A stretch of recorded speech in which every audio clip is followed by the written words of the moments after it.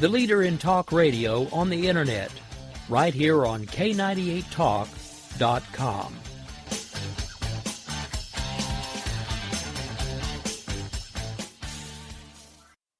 If you want to work until you keel over, have less of everything in retirement, or give back more of your hard-earned money to the stock market again, then just ignore me. But if you'd like to protect the money you save, receive a steady, predictable retirement income, and enjoy financial security for as long as you live, then listen to this. You can download a free report that reveals the wealth-building secrets Wall Street and the banks don't want you to know. You'll learn how you can get guaranteed growth, safety, and real prosperity without risking your money in the Wall Street casino, and how to get the money you need when you need it, simply by asking for it. This is the best way to have a 100% secure retirement and know your money will last as long as you do. To learn more about this method and to get your free report, go to 29security.com. That's the number 29security.com. 29security.com. Go to 29security.com.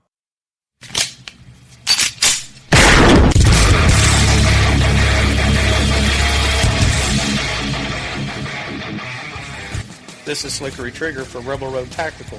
With proper care and feeding, your pistol will be ready when you need it. There to save your life. Shouldn't your gear be that good? Whether you need a holster for comfortable everyday carry or a tough-as-nails holster for your next training course, Rebel Road Tactical has what you need. Check us out on the web at rebelroadtactical.com.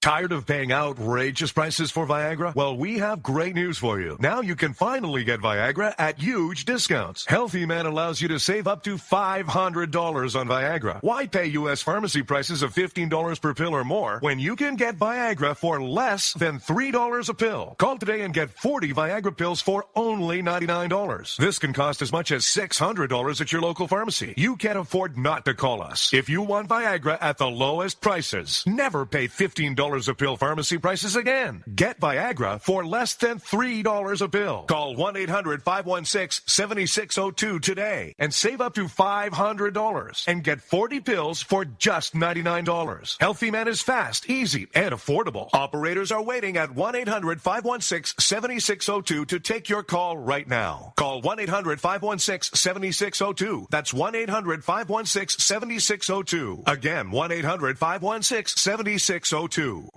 In these uncertain economic times, you've got to do whatever you can to save money. One of our biggest expenses can be our cars, especially when unexpected repair bills hit. Not anymore. If you own a vehicle with less than 130,000 miles, is less than 12 years old, has a warranty about to expire, or even no warranty at all, you could stop paying for car repairs. Roadside assistance, towing, and rental coverage are all included. Don't wait for the next repair. Make one free call right now to see if you qualify. If your vehicle is less than 12 years old, has less than 130,000 miles, even if it's out of warranty, paying for car repairs can become a thing of the past. Call us right now and get your car protected before your next repair bill hits. Get protection and no more repair bills. Call 800-696-1030. Again, 800-696-1030. That's 800-696-1030. 800-696-1030.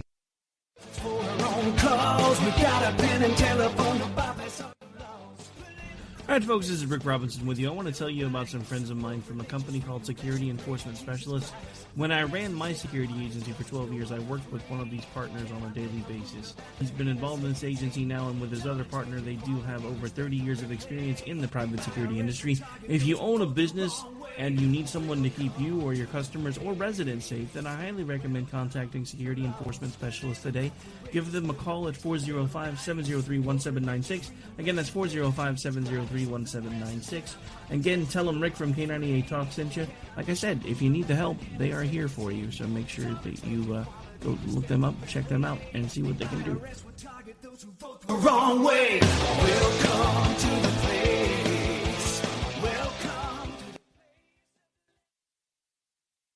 Joe had huge problems with the IRS. I knew it was coming. I hadn't filed taxes since 1990. All the IRS letters coming in added up to a nightmare. To get up to like $68,000, my heart started beating fast. It's like, there's no way, man. I mean, I ain't going to be able to do this. Then they stopped his paycheck. So that's when I started making phone calls and found U.S. Tax Shield. U.S. Tax Shield went to work immediately. They just took the bull by the horns. What blew my mind is he called the IRS right then and there. So why is U.S. Tax Shield A+ rated with the Better Business Bureau? Joe knows. They saved me a ridiculous amount of money. If you owe more than $10,000 to the IRS or state, choose the company Joe chose, U.S. Tax Shield. It was the best decision I made. U.S. Tax Shield is the way to go. Life is good. Thank you, Lord.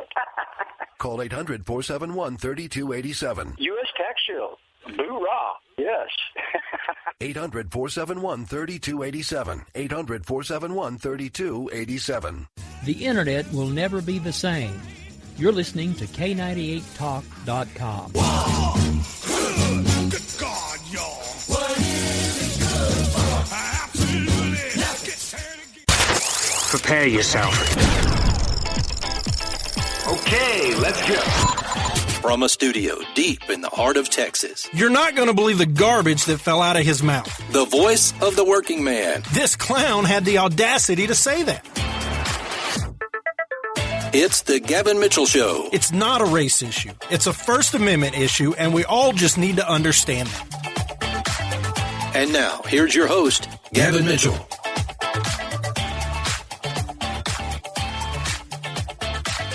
So tonight's presidential debate will be down yet another candidate, just like last time.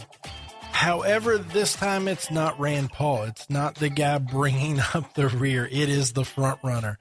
Hello, ladies and gentlemen, and welcome to the Gavin Mitchell Show. I am Gavin Mitchell. Thank you for joining us on the day of the last debate before it counts, before the votes are in, and we caucus in the Hawkeye State, as Rush affectionately calls it, the Hawkeye cockeye. And we talked a little bit yesterday about what is the difference between a primary and a caucus, but what is important now is that it's for real. It's for real come Monday, and it's put up or shut up time, and we're going to start to whittle this field down to a reasonable level, to where we can have it. And all numbers show that in Iowa, at least this coming Monday, it's going to be Ted Cruz and Donald Trump. It's a two-man race, and both are conceding that.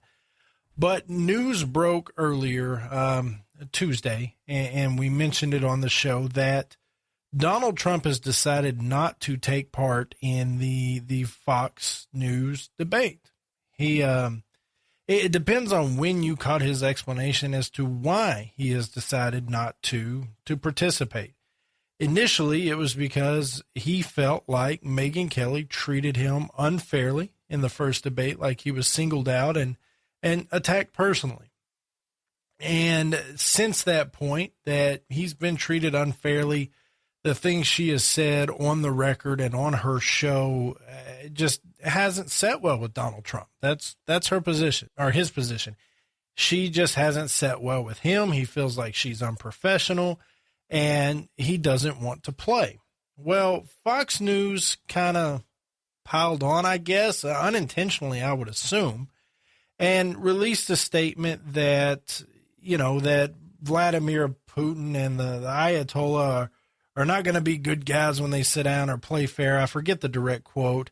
And that Donald Trump is going to fill his cabinet with Twitter followers, and he's just not going to show up. So... Yeah, and so, well, I mean, it's a tit for tat, is it not? It reminds me of my 2-3-year-old nephew and maybe his friends fighting out in the backyard. It's a tit for tat. This is mine. No, you said that. I'm going to tell. That's what it feels like, is it not? It certainly does not feel like we have individuals who are, one, running for the highest office in the land and to be leader of the free world. It definitely doesn't feel like one of these individuals are that. And it definitely doesn't feel like this news organization is serious about helping us vet these candidates out. It seems like I don't know. Like there's a bullseye or a bounty out on Trump, and I don't want to feed the conspiracy theorists, but that's kind of what it feels like, is it not? And don't get me wrong, Donald Trump is not innocent in this. I mean, every time you ask the guy a substantive question, he comes back with, well, I'm great. We're going to build a wall and make it great. How about a real answer, guy? A practical, real answer just every now and then. And I know that's what Jeb Bush has been screaming, and I can't believe I sound like him, but it's like two kids that are fighting. And I'm baffled by this. I'm baffled that this guy is leading the race. And I'm not baffled because he's leading the race. I'm baffled because Americans are so scorned at the administration we have now that they've jumped on board with the polar opposite, and the polar opposite happens to be a narcissist. Don't email me about that. You cannot argue he's not a narcissistic guy. And I am a firm believer that you got to have a chip on your shoulder to be successful. You have to. You have to have a little swagger. You have to have a bounce in your step. And maybe some people interpret that as cockiness or narcissistic. Those people don't win, to use a page out of Donald Trump's book. To win, you got to be cocky. And so don't write me saying I'm attacking Donald Trump, because I'm not. I'm just trying to call it like I see it. But this fight is unacceptable. And so Trump responds to this press release about the Twitter followers in the cabinet and Putin and the Ayatollah. And his quote was, this wise guy press release issued by Fox earlier today. Here's where I'm at. I said bye-bye. He's not going to play games. His quote is, they can't toy with me like they toy with everybody else. Let them have the debate. Let's see how they do with the ratings. And that's Donald Trump's stance right now, is that I'm the celebrity. I'm the guy bringing people to the table here. I'm the guy that's getting you ratings. And if you want to do this to me, if you want to throw what I feel is a subpar journalist out to attack me, and you want to issue these BS press releases, I'm out. I don't have to play. Right? I'm here and I'm leading because I'm the one saying the status quo is broken. I'm the one saying I'm just going to tear this whole thing down and rebuild it and make it great. That's his stance. And so he doesn't feel he has to play. He feels like he's bigger than the game. And maybe he is. I don't know. Nothing seems to stick to this guy. But he's taking his ball and he's going home. I mean, there's no two ways about it. And so what does he do? Like a classic billionaire like Donald Trump, he says, you know what? Y'all play y'all's game. I'm going to go over here. I'm going to buy airtime. I'm going to put on my own show, and we're going to donate all the proceeds to disabled veterans. How do you like that? And it is a brilliant move. If you're not going to go to the debate, it is a brilliant move. Because not only has he said, look, it's not that I don't want to be in Iowa that night. And it's not that I don't want to be in TV in front of people. It's that I don't want to deal with people like you. And so what I'm going to do is I'm going to put on a little shindig for the people of Iowa, and we're going to raise some money doing this. And then we're going to give it to the veterans, the disabled veterans. And oh my gosh, you couldn't handle it better at this point. But the whole fact he doesn't want to play, he's bigger than the game, that's where the problem lies, is it not?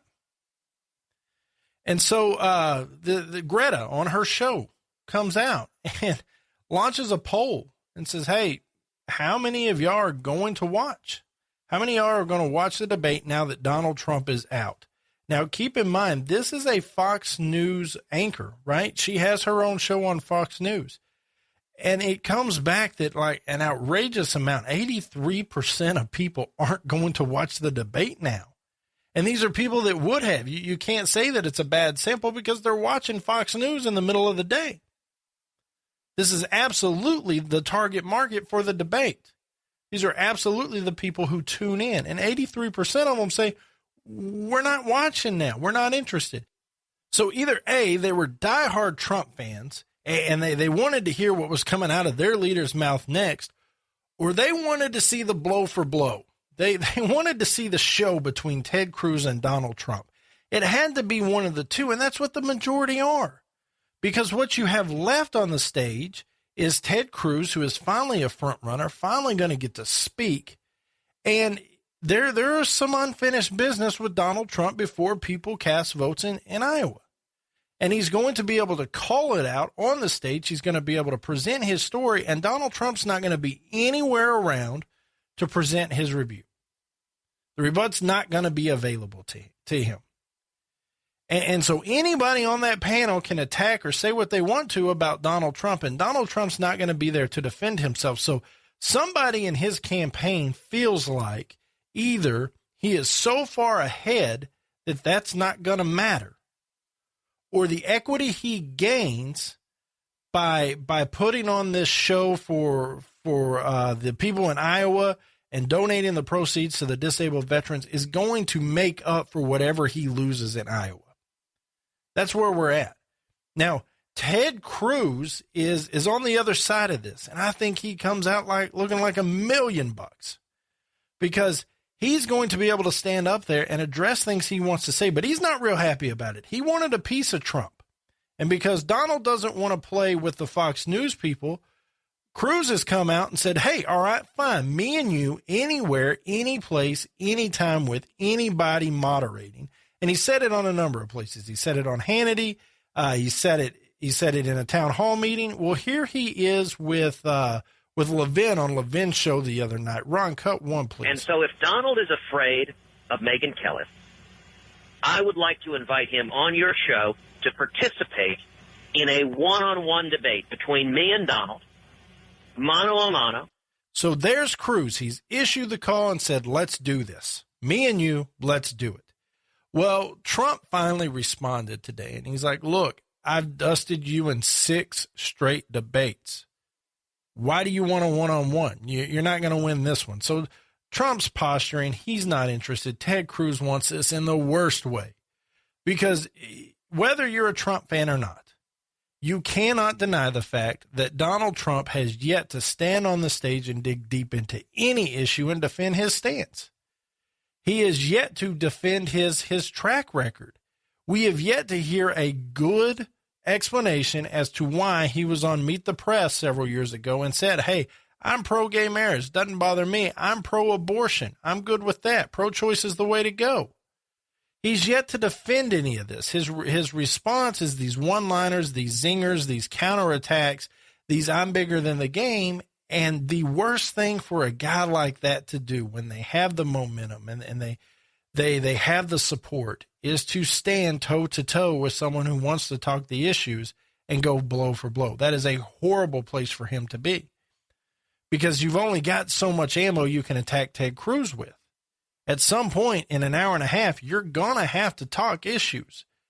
And I don't think Donald Trump's ready to talk issues. I don't think he's well enough informed. Now, that doesn't mean he's not going to surround himself, if he gets elected president, with people who are well informed, with the best there is. That's what great leaders do. They surround themselves with people who know what they don't. And you form a great team to put it together and to get the job done. And Donald Trump's a great leader, but he's not going to be able to stand with Ted Cruz toe-to-toe, blow for blow in a one-on-one debate. That's a horrible idea. Well, we've just got a couple minutes, and I want to try to wrap this up, because Trump's camp is coming out and saying, well, Reagan missed the debate right before Iowa. This is true, but let's put this in context.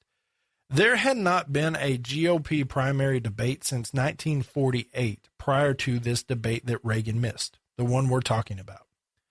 Only 5 of the 9 candidates actually showed up to this debate, and it wasn't even going to be televised until well after Reagan dropped out. So it wasn't a social norm. It wasn't an expected deed done by a candidate. It wasn't the status quo of a rite of passage. This was kind of a new thing. A debate hadn't been had in the Republican primary in 30 some odd years. And so Reagan ran the calculations and said, you know what, I'm bigger than this. I don't need this small town hall meeting where at the time it's not being televised, only maybe a couple thousand people hear it. I can do better things elsewhere with my time. Right? That is completely different than what's going on here with Donald Trump, because Donald Trump has said, well, I don't like what's going on. I don't like you. I don't like her. I'm taking my ball and going home. This is a fit being thrown by Donald Trump. Call it whatever you want. Phrase it however you want, but it's a grown man throwing a temper tantrum. That is completely different than what Reagan did. Reagan said, I think my time would be better served over here. And I want to remind you that Reagan went on to lose Iowa to George H.W. Bush in 1980. He went on to win the primary and the election in a landslide, but he lost Iowa. Now, is it because of the debate? I very seriously doubt it. But I'm telling you, this is a big deal for Trump. How he handles it matters, because this is a future commander-in-chief position we're talking about. Do we really want him taking his ball and going home? Do we really want him throwing fits when he doesn't like the person across from him? How does he handle the next G8 summit or maybe a UN meeting if he's there? It makes me wonder. It makes me scratch my head. We need steadfast. We need strong. We need resolute. We don't need emotional. I don't know if Donald Trump is emotional or not. I don't know what this is. I don't know if it's calculated or not. Only time will tell. I want to talk a little bit about what we're feeding our kids. And I don't mean food and nutritional items. I mean mentality, philosophy, culturally. What are we giving our kids to grow on? And I've got some evidence of some good and some bad. Before we get to that, I want to talk about the Bundy brothers up in Oregon. If you'll remember, they got a militia group together and took over a wildlife refuge. Got an update on that, and always opinions. Let's go to Oregon first. Amon Bundy is arrested up there, and what has happened is basically a group of these guys were going from the wildlife refuge that they had effectively taken over and going to the store. And in case you don't remember, these Bundy brothers took over this wildlife refuge in protest because the Hammonds, the father and the son team Hammond, ended up kind of getting caught in a double jeopardy situation. They had lit some fires, whether they were legal or illegal, that was the question. Definitely with the best of intentions, but it did burn some of the acreage on the wildlife refuge. And they were convicted of the arson, but there was a terroristic component to it. And there was a lot of shady business in that about who owned the adjacent ranch and the government. And there was just a lot of shady overtones. I mean, it was a story right out of maybe a horror movie or something, the buildup and then the neighbor doing this and that. Anyway, these guys were sentenced to X amount of time in prison. They paroled out. Life was good. And then out of nowhere, a judge came back and said, no, there are minimum mandatory sentences. You didn't serve them. You're going back to prison to serve the minimum mandatory. Well, for some reason, the Bundy brothers decided that wasn't okay by them. And so they rounded up a whole group of these cats, and they went and they took over this wildlife refuge in Oregon that borders these ranches. Well, it's been about 3 weeks since these guys took it over, and this guy, Finicum, I'm looking for his first name, Lavoy Finicum. He's 55, married. He's got 11 kids and 19 grandkids, has served as the spokesperson for this group. And he attested as late as yesterday that the law enforcement officials they've been dealing with have become a little more hardened. Well, let me throw this out there at you, and let's see if it sticks to the wall. If you go and you get your gang of homeboys together, and you grab your rifles, your shotguns, your guns, and you march through the street of a small town in Oregon in which you are not from, how do you think you're going to be received? But if it doesn't stop there, if you continue on and you take over a wildlife refuge, and you can't tell me, well, we're just visiting, because that's not what the wildlife refuge is for. Yes, it's supported by our tax dollars. But when you walk in with some type of gun and say, hey, we're setting up shop here, whether you like it or not, you have taken that facility over by force. Plain and simple. And that's not okay in any situation. And so these cops, they have to sit there and they have to stand guard, whether it's the local police, the sheriff's deputy, the state troopers, whatever they are. They have to stand out there and babysit you clowns because you've already proven you don't think rationally. Now, I got an email not too long ago from a listener, and I appreciate her stance, saying, hey, if I were capable and I were a man, I'd grab my gun and I'd be right there next to him. But as we vetted the conversation, it's not that this listener agreed that this was the right way to go about things. It's that her frustration level had reached the point where she was like, hey, forget it. Game on. I've had enough. And this is the only way I know to get their attention. And what a sad state that is, that citizens feel like that's the only way they can right wrongs in this government. And I'm telling you, that's not the case. So these cats, they're on their way to make a grocery store run, and they get pulled over.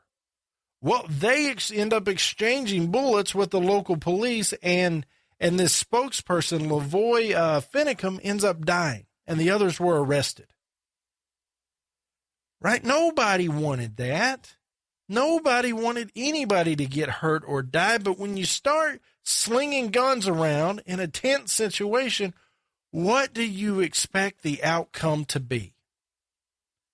You have nobody to blame but yourself for putting yourself in that situation to begin with.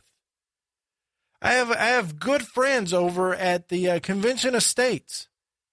Great organization. I support them 100%. Mark Meckler's been on the show. They are as fed up as you are. But they found the right way to go about things. They found the intelligent way, the way that the founders of the Constitution laid for us, a civilized way, a democratic way, not this Neanderthal approach that you have, that we're going to grab our guns and start taking things over. What did you expect to happen? And so one of the leaders, Bundy, has come out and said, hey, lay your guns down and let's do it peacefully. And they haven't yet. And I'm telling you, folks, this is going to end horribly. It is going to end so bad if these clowns don't figure it out. Yes, they're going to jail because they took over a government facility at gunpoint. But they need to lay them down before other people get hurt, before other kids lose their fathers and wives lose their husbands. I hope I've been crystal clear on that. Now, some other issues that are out there. I'm going to start with the bad first and then go to the good. And, man, the good just warms my heart. But we're going to go to Iowa. We're not talking election or caucus. We are talking a conference for the LGBTQ. And I don't, what is the Q? Ron, do you know what the Q stands for? I'm getting a head shake no. What does the, okay. So the LGBT group, and I'm not trying to exclude the Q. I just don't know what it means.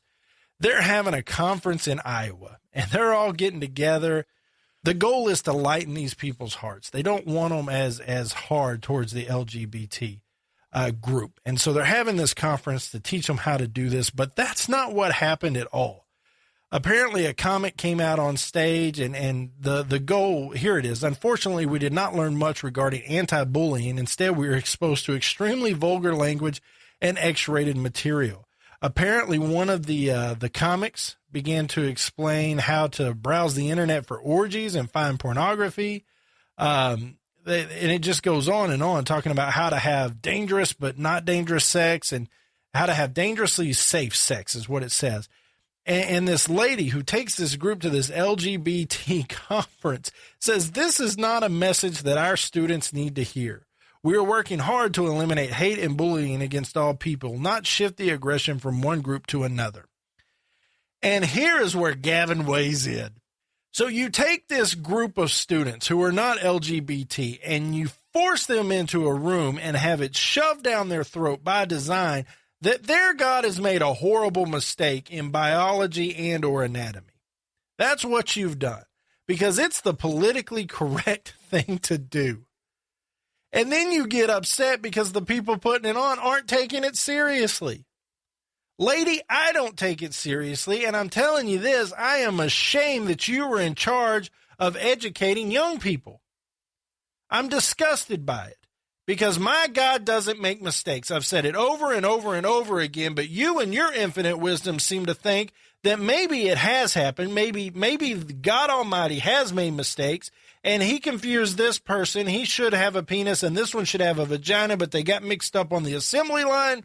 And so what we're going to do is we're going to take the whole school, football team, cheerleaders, band, the glee club, the chess club. We're taking them all. And we're going to ship them down to this conference, and we're going to teach them how to be sensitive and appreciate these people who are directly looking them in the eye and saying, your God screwed up and I'm the proof. Are you kidding me? At what point is that acceptable ever in any situation?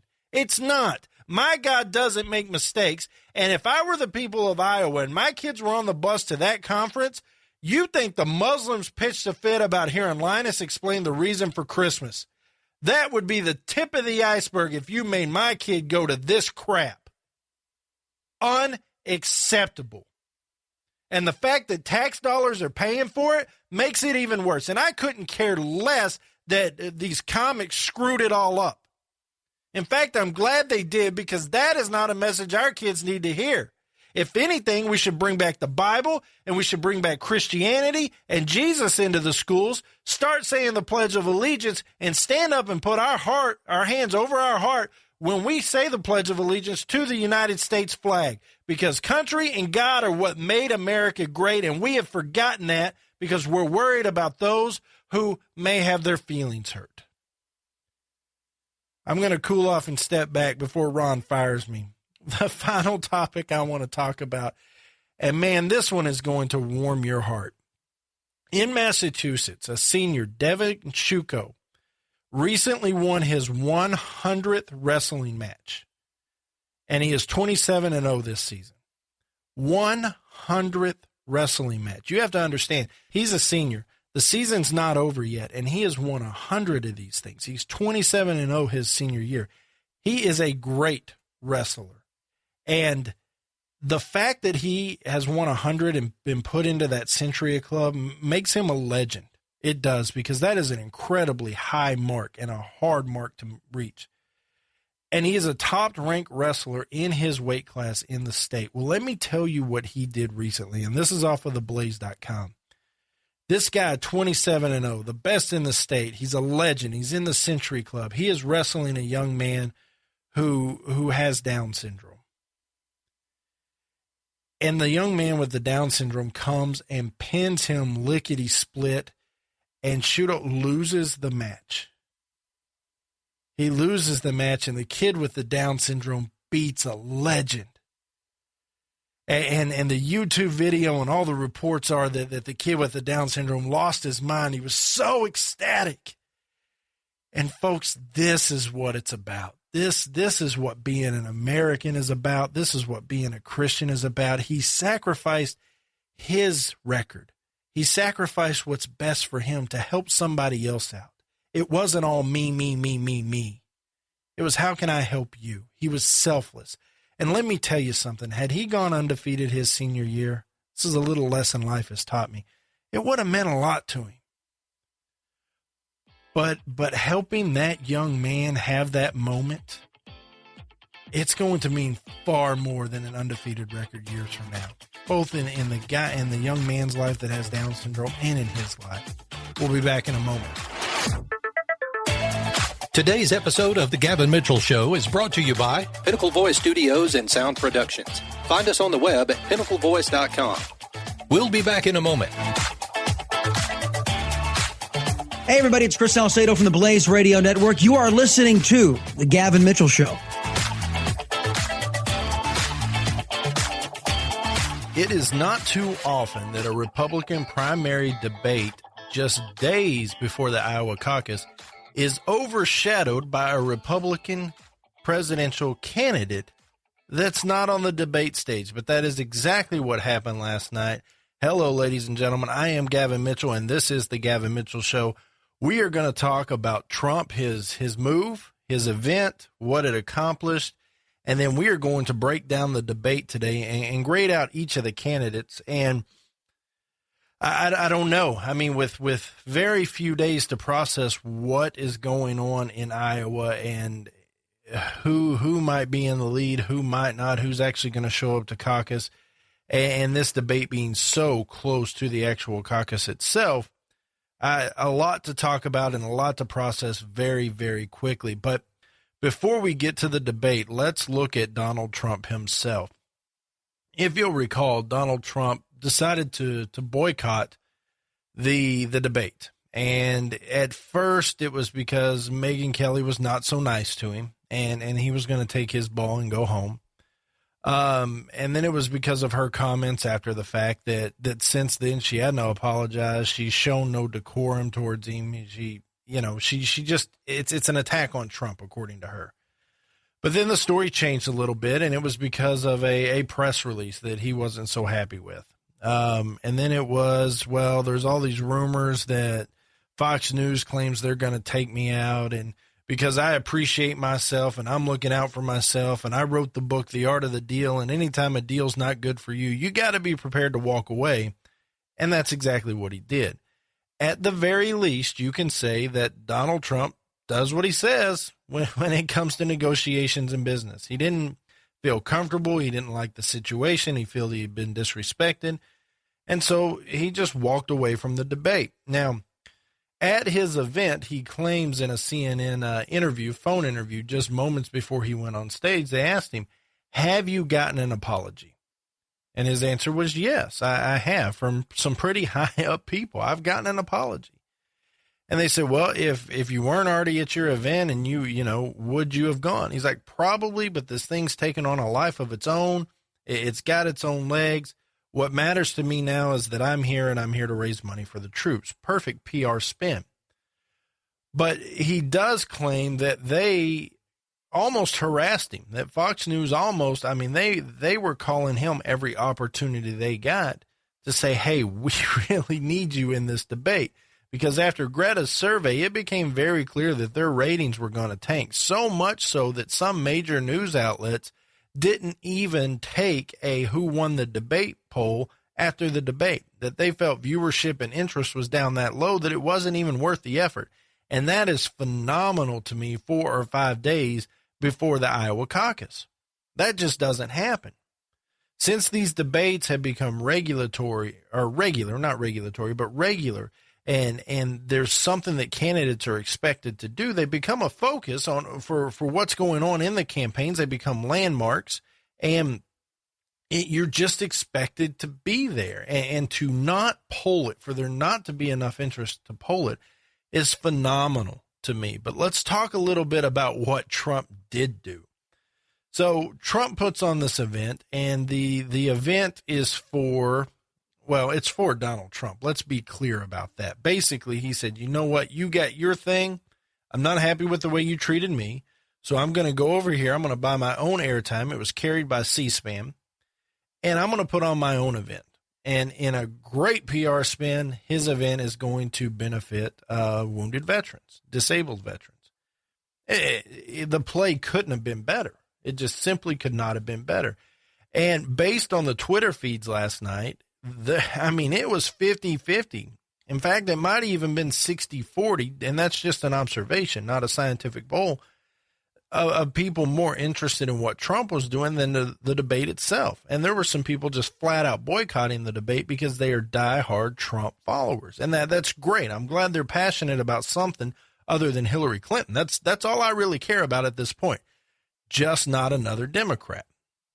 And so what led up to this, at least the news that led up to it, is that Mike Huckabee and Rick Santorum, after they got off the undercard stage, the earlier debate with those that had less numbers in the polling over at Fox News, they went to Donald Trump's party. And when Rick Santorum was asked about it, and they caught a little bit of heat about this, when Rick Santorum was asked, he said, look, I had to step back and look at this objectively.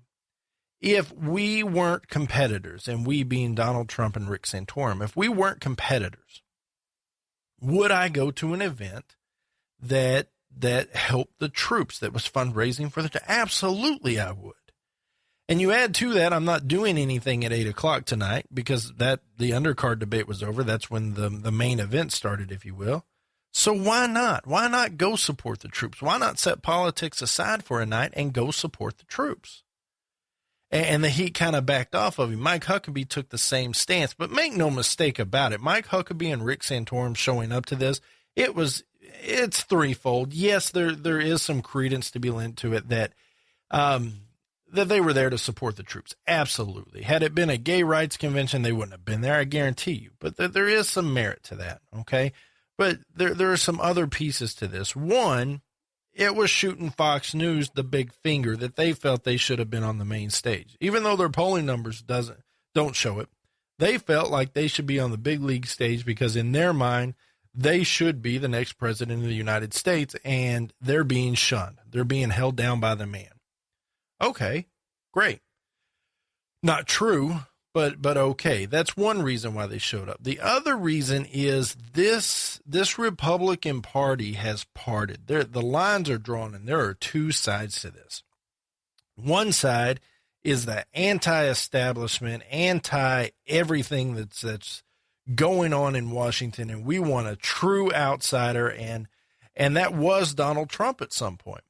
But since Marco Rubio is not going to win the race, the establishment has jumped on board with Donald Trump, saying, hey, this guy will reach across the aisle. This guy will do what we need him to do. He's willing to make deals. He's willing to compromise. He's willing to compromise on every front, apparently. And so he's become kind of the pseudo-establishment guy. So Rick Santorum and Mike Huckabee may not have gone there to support Trump as much as to buck Cruz, because Cruz is not the establishment guy. Cruz is, hey, I'm a conservative. I'm doing what I believe in, and I couldn't care less who I offend. I couldn't care less who doesn't agree with me, because I made a promise to my constituents, my voters, and that's who I work for. And I don't care if you got little alliances. I don't care if you got an agreement. I don't care if you got a good old boys network. Doesn't matter to me, because I am here working right now for the people of Texas, and you're just out of luck, because I'm going to do what I believe in. Well, that's turned a lot of people off. That's turned a lot of people in the good old boy network off, because all of a sudden their way of doing things might be compromised. They may not work out the way they want them to. They may not be as easy to get things done as it used to be. And so Santorum and Huckabee, their move to the Trump campaign, it was threefold, but that's a big piece of it. It was an anti-Trump move. Make no mistake about it. So let's talk about a little bit about what happened there at the rally. And when Donald Trump puts on a show, he puts on a show. There's no two ways about it. I'm looking at the highlights now. Where are we at? We're at Breitbart. And it says, "Stump for Trump girls hit the stage twice." And I believe these are those, is it Candy and something? These are nothing more than internet sensations, folks. They are YouTubers or whatever, much like the GOP debate, the Fox News debate had. Just a bunch of YouTube celebrities, and I'm not knocking it, don't care. But they're really nobody. They hit the stage twice, firing up the crowd. Life's good. Santorum and Huckabee take the stage with them, and they give their speeches. One of the more interesting pieces to this is that Trump received an honor ring to remember veterans who take their own lives.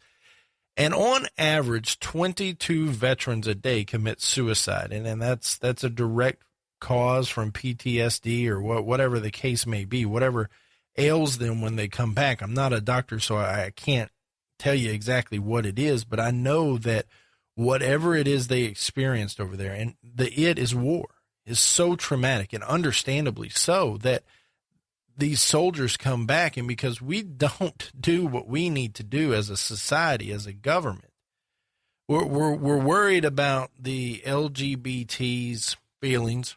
We're worried about whether the transsexual, transgender person can use the bathroom they want to. That's worth effort and money. But these individuals who go and put their life on the line to preserve the rights and interests of this country and the safety of this country, when they come back, we can't pay the money. We can't put the money, invest the money in these people so they can acclimate back to society in some fashion. And that is disgusting.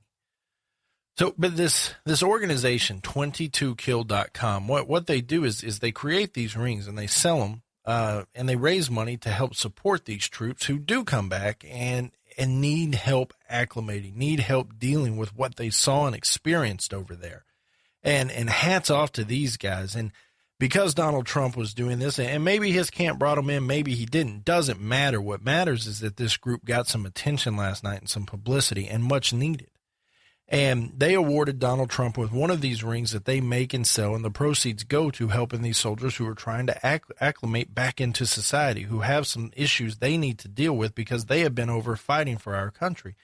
And it was a fantastic moment. It was outstanding. And to me, Donald Trump, what he may have lost by not going to the debate, he more than gained by helping these people out. And last night on the website, there was over $570,000 raised. And now that's from average Joes like you and me, just giving $5, $10, $20, $50 here and there. $570,000. And I think 380 of that was raised before he even got on stage.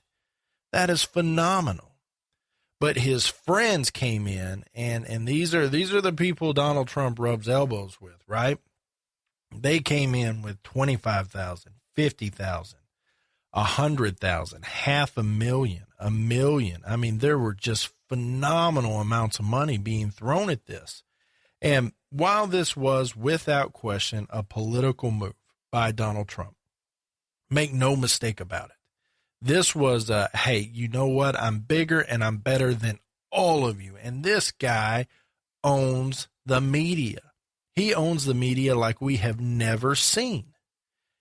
This should have hobbled him.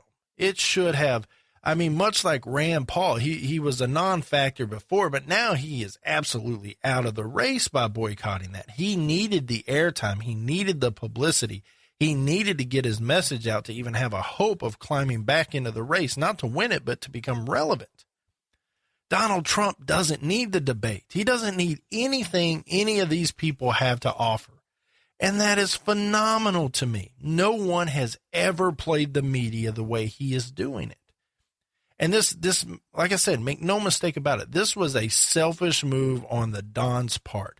This wasn't due to the troops. This was, you know what? I don't like the way you're treating me. I don't like the way you're talking to me. I am the Donald J. Trump, and I don't have to take this from you. And I don't care who you are. I don't have to take it. So I'm taking my ball and going home. And then somebody had a great idea in their campaign and said, why don't we do something for the troops? Right? That's always a good answer. Let's do something for the troops. And $6 million later, he comes out looking like $1 million. I don't think he's lost any ground whatsoever. And Fox News has a big black eye right now because they lost. They lost last night. In winners and losers, they lost so much so that people weren't even taking polls on who won the debate last night. Phenomenal. Folks, stick around. We'll be back on the other side. Let's break down that debate.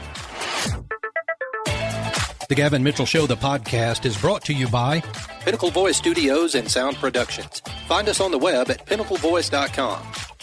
We'll be back in a moment.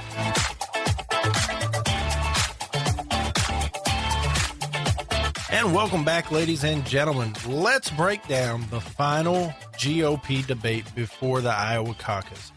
But before we do, I want to remind you can find us on the web, www.thegavinmitchellshow.com. Many of you have let us know that the under maintenance page is up. We're fully aware of that. Appreciate you letting us know. But Ron and his guys on the web team are doing some phenomenal things. I can't wait to roll them out. Shouldn't be too long before that's out there for you to explore, for you to look at. We are going to have a members only section, completely free of charge, of course, but you got to join the team to get to it. and it's not going to charge you anything, not going to cost you anything. It's just a way for us, if you want me to be completely transparent, to keep our numbers so that we can make a little money off this deal. No two ways about it. Want to be completely transparent about it, but cost you, the user, absolutely nothing to enjoy it. And some new features, some new things out there, some new mediums. And so we're very, very excited about that. In the interim, you can email me directly, Gavin at thegavinmitchellshow.com. Would love to hear from you. We're on Twitter at The GM Show, Facebook, facebook.com/The Gavin Mitchell Show. You can subscribe to the podcast via iTunes. We're on TuneIn, and we're on Spreaker. And I want to reach out to you again because we need to get to that magic 100 followers mark on Spreaker. Please go to Spreaker.com. Search The Gavin Mitchell Show and give us a follow if you wouldn't mind. We sure would appreciate it. It helps us in our attempt to be picked up by iHeartMedia. That is a very big deal for people in our position. So if you got a moment, we sure would appreciate it. So let's talk final GOP debate. And Ben Shapiro from Breitbart decided he was going to break down and grade these guys. And I'm going to kind of use his template to run along to see if we agree or disagree and where we're at. And Megyn Kelly opened up last night with let's address the elephant in the room. And it definitely was. We mentioned earlier when we were talking about this announcement that this has not been done by a front runner or someone with substantial standing in the polls since Reagan did some 30 years ago. And the circumstances were much, much different than they are today.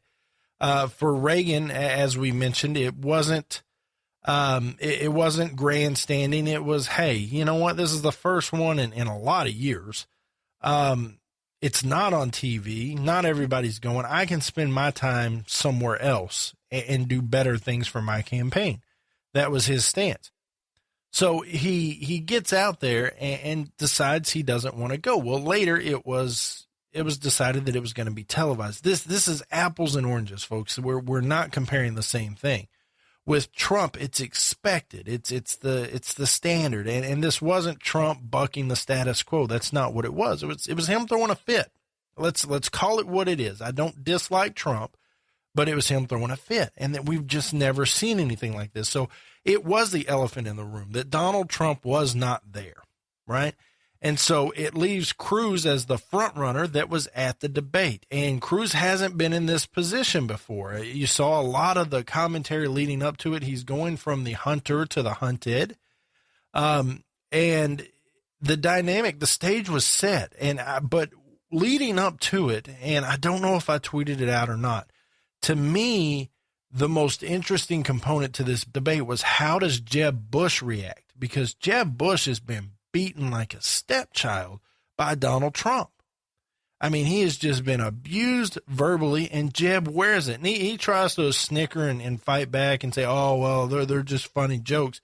But they are serious assaults, and Jeb Bush has just worn it. He hasn't come back with anything substantial. He hasn't come back with any type of counterattack.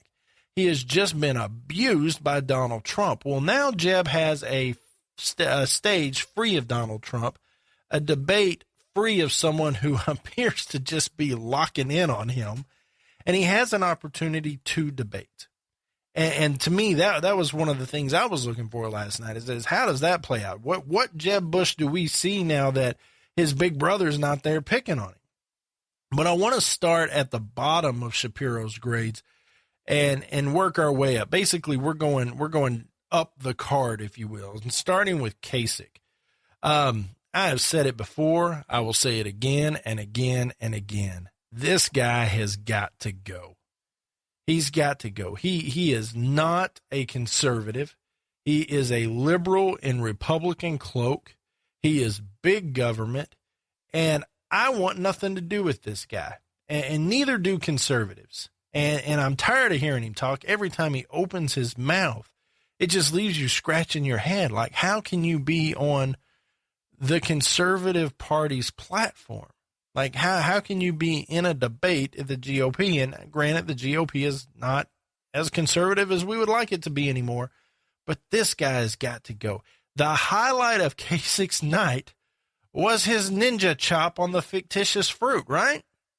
Hey, he's up there karate chopping. And I loved it. I like me some ninja stuff. I'm not going to lie. But Shapiro didn't even grade out Kasich, and an F, a big fat F from Gavin is what he gets. Ben Carson. Ben Carson held the form. He's soft-spoken. He's light. He's generous. He's very calculated. He's monotone, and he'll put you to sleep. He will. I think one of Shapiro's comments was yawn, and that is absolutely true. Carson will put you to sleep. Now, that is not a knock on his intelligence, his leadership, his character, because on all of those, he grades out off the charts. This is a respectable man, but at the debate and possibly as president, Shapiro gives him a C. I think that's generous because that was not a great debate by Carson. He did nothing to help himself whatsoever. And when they came to him, it's every debate. He makes his little joke about, oh, well, you recognize me. Awesome. Ha ha. It's tired, and Carson needs to go on and do great things outside the presidency. Rand Paul is at the bottom of the list, but Rand Paul seems to be the GOP hitman, doesn't he? This debate, he was cool, he was calm, he was collected, he was very calculated. He launched some attacks at Rubio with his Gang of Eight bill and his foreign policy issues in Syria, and he was spot on. I mean, he was just a little assassin over there. Let's talk Chris Christie. This guy, him and Kasich, I've had enough of both of them because Christie's a more moderate Republican. He's not a diehard conservative. And every time he gets up there, he starts yanking on your heartstrings with 9/11 this and 9/11 that and toying with your emotions. And I'm not a big fan of the emotional play. I'm not. And he's been caught telling more than one misleading truth, a fib, a lie. And Megyn Kelly got him last night. And, Christie, if you haven't watched many of the debates, if you're tuning in because it's finally election time, he looks good. But when you boil it all down, Christie's a moderate conservative at best. Shapiro gave him a B. I'd give him a C+. Jeb seemed to throw his shoulders back a little bit, right? He's a little bolder. He's a little more confident. He went after Rubio on the whole amnesty thing. And that was a successful attack, but let's call it what it is. Jeb is a horrible debater.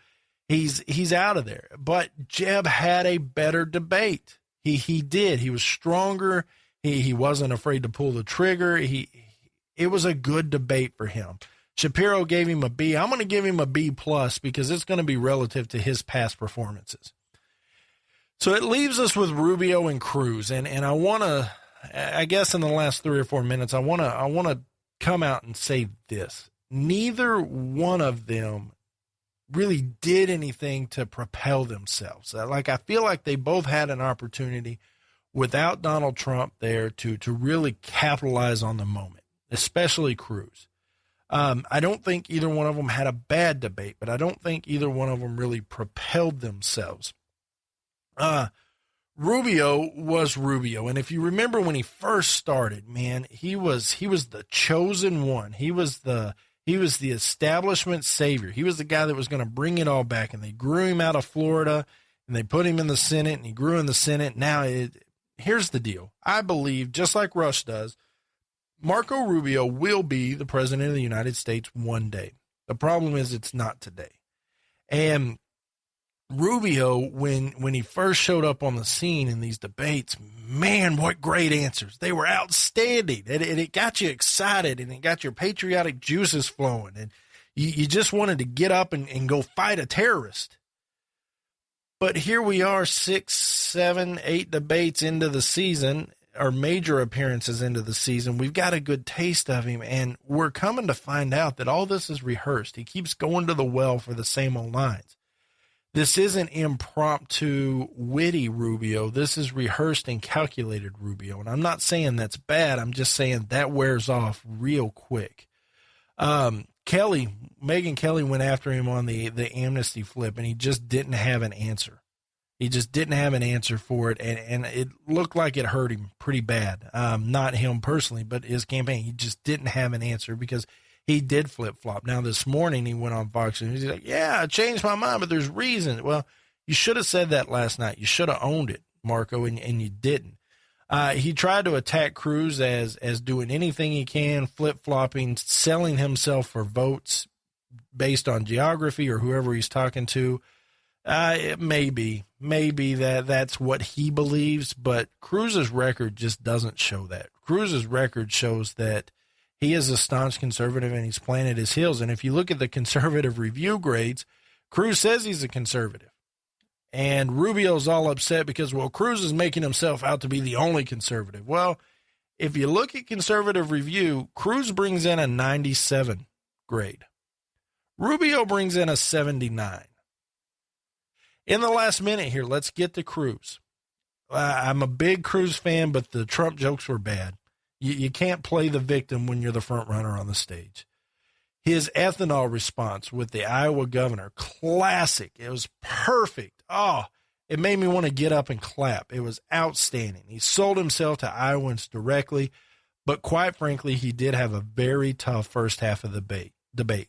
Kelly attacked him on the amnesty thing. He shook it off. He came with a solid response. But on the ethanol thing, the whole blends, Paul came at him this morning saying, hey, that's my bill. I have it in the Senate. If that's where he stands, why hasn't he co-authored it? And if this thing gains traction, Cruz is going to have to put up or shut up. But Cruz didn't hurt himself. Rubio didn't hurt himself. They just didn't do anything for themselves. So, folks, that was the debate before the Iowa caucus. Excited to see what happens Monday night.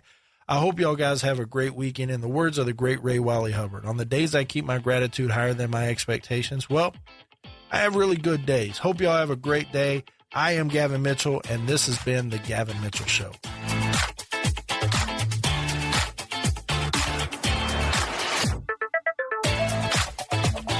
Thanks for listening to The Gavin Mitchell Show, the voice of the working man, produced in Fort Worth, Texas. If you like what you just heard, subscribe on iTunes and Spreaker.com.